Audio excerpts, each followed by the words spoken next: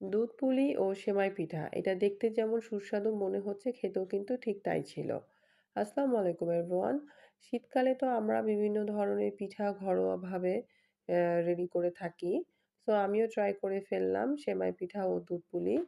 আর সেজন্য আমি কিছুটা চালের গুঁড়ি খুব ভালো করে গরম পানিতে সেদ্ধ করে নিয়েছি। আর ছোট, ছোট করে সেমাই কেটে নিয়েছি। আর পুলিগুলোর ভেতরে আমি পুরটা দিয়ে খুব ভালো করে ঘন করে জাল করে রাখা দুধের মধ্যে এক, এক করে ছেড়ে দিচ্ছি।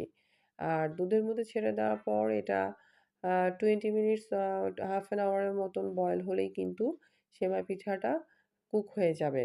ওভার কুক করলে আবার সেমাইগুলো অথবা পুলিগুলো ভেঙে যেতে পারে।